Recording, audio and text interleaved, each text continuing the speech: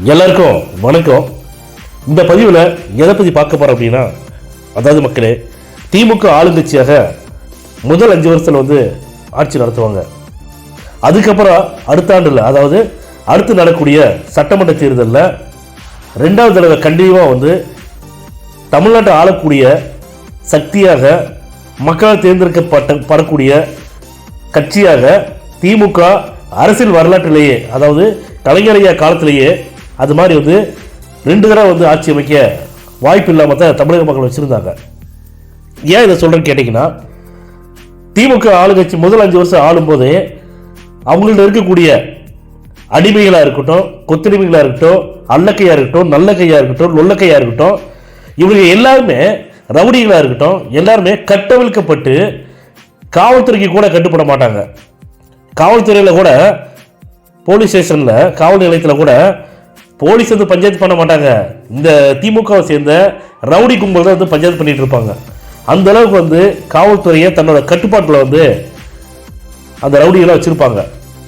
ஏன் இதை இப்போ சொல்கிறேன்னு கேட்டிங்கன்னா, மேடைக்கு மேடை பேசும்போது பெண்கள், எத்தனை பெண்கள் நம்ம பேசுகிறத பார்ப்பாங்க, இந்தியாவில் இருக்கக்கூடிய எத்தனை பெண்கள் இருக்கிறாங்க, உலக தமிழர்களில் எத்தனை பெண்கள் இருக்கிறாங்க, எல்லாருமே பார்ப்பாங்களே அப்படின்னு சொல்லிட்டு கொஞ்சம் கூட நாகரிகம் இல்லாமல், கேவலமாக, அசிங்கமாக, வாய் கூச்சாமல் கெட்ட கெட்ட வார்த்தையை பேசக்கூடிய ஆட்கள் தான் திமுக இருக்கக்கூடிய வார்டு கவுன்சிலர் இருந்து அமைச்சர்கள் வரைக்கும்.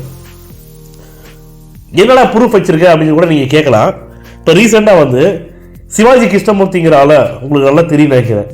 திமுகவில் நான் பெரிய பேச்சாளர், ஸ்டாலினோட தம்பி, கலைஞரோட பேரன், அதாவது சிவாஜி கிருஷ்ணமூர்த்தி அவருக்கு வயசே 65 வயசுக்கு மேலே இருக்கும். அவர் கலைஞரோட பேரனா. இதெல்லாம் என்ன கொடுமை பாருங்க. ஸ்டாலின் ஐயா அவங்களே பையன், ஆனால் சிவாஜி கிருஷ்ணமூர்த்தி பேரனா, கலைஞரோட பேரன் சொல்லிக்கிட்டு மட்டமாக, அதாவது விஜய் அவர்கள் நேசிக்கக்கூடிய பெண்கள் எவ்வளோ பேர் இருக்காங்கன்னு உங்களுக்கு தெரியும் இல்லையா? ஒரு பெண் பெரம்பலூரில் இருக்கக்கூடிய ஒரு பெண் சொல்லிட்டாங்களாம், என் பையனை விட எனக்கு விஜய் ரொம்ப பிடிக்கும் அப்படின்ட்டு. அதுக்கு அந்த என்ன பேசுகிறான்னு தெரியுமா மக்களே? என்ன பேசியிருக்கா? நீங்கள் சமூக வலைதளத்தில் பாருங்கள், யூடியூப் சேனலில். பனையூரில் நிறைய ரூம்ஸ் இருக்கா, அந்த ரூம்ஸ் எல்லாம் கொண்டு நீ அங்கே போய் என்ன வேணாலும் பண்ணுடா அப்படி சொல்லி அவன் அந்த பேசுகிறத பல தடவை பீப் சவுண்ட் வைக்கிறாங்க. மக்கள் காதில் கேட்க முடியல. ஒரு கேவலமாக பேசக்கூடிய, ஒரு நாகரீகமன்ற பேசக்கூடிய பேச்சாளர் தான் திமுக இருக்காங்க. ஏன் அது திமுக தலைமைக்கு தெரியாதா? திமுக கண்டிஷன் பண்ணக்கூடாதா? அவன் வாயை அறுத்து கீழே போடக்கூடாதா? சொல்லுங்க மக்களே நீங்கள். அப்போ திமுகவோட ஆட்சி காலம் முடிகிற ஸ்டேஜ் வந்துருச்சு. மக்கள் முடிக்க போகிறாங்க. 2026 சட்டமன்ற தேர்தலில் இந்த நாகரீகமற்ற திமுக ஆட்சியை தூக்கி எறிய போகிறாங்க.